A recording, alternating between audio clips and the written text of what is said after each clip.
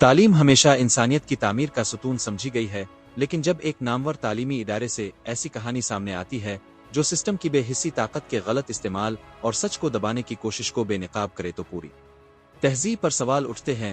بات کے شہر بھونیشور میں واقع IIT یونیورسٹی میں نیپال سے تعلق رکھنے والی بی ٹیک کی طالبہ فطرت لامسال کے ساتھ پیش آنے والا واقعہ نہ صرف چونکا دینے والا تھا بلکہ پورے بھارت اور نیپال میں غم و غصے کی لہر دوڑا گیا۔ فطرت جو اپنے خوابوں کے تعاقب میں اپنے ملک نیپال کو چھوڑ کر بھارت آئی تھی، 16 فروری 2025 کی شام اپنی ماں سے آخری بار فون پر بات کرتی ہے۔ آواز صاف نہیں آ رہی تھی مگر اس نے بتایا کہ وہ ایک ثقافتی پروگرام میں جا رہی ہے اور اس کے بعد وہ کبھی واپس نہ آئی۔ اگلے دن اس کی لاش یونیورسٹی ہاسٹل کے ایک کمرے سے برآمد ہوئی۔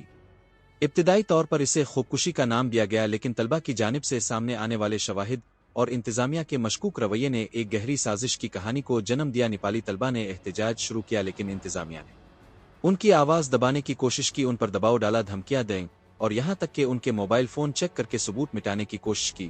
جب ویڈیوز اور ایڈوز سوشل میڈیا پر وائرل ہوئی تو نیپال حکومت نے معاملے کی سنجیدگی کو محسوس کرتے ہوئے بھارت میں تحقیقات کے لیے خصوصی ٹیم بھیجی۔ یہ بات سامنے آئی کہ یونیورسٹی کے کچھ افراد کا تعلق بااثر سیاسی حلقوں سے تھا اور اصل مجرموں کو بچانے کی منظم کوشش ہو رہی تھی۔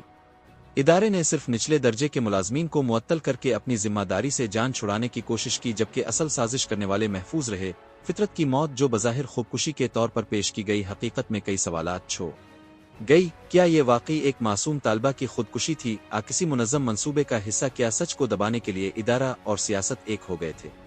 یہ کہانی صرف ایک طالبہ کی جان جانے کی نہیں ہے، یہ پوری تعلیم کے نظام میں موجود بے حسی، کرپشن اور طاقت کے غلط استعمال کی علامت ہے۔ یہ ایک تلخ یاد دہانی ہے کہ جب ادارے اور سماج مظلوم کی آواز سننے کے بجائے اسے دبانے میں مصروف ہو جائے تو سب سے زیادہ نقصان سچائی اور انسانیت کا ہوتا ہے۔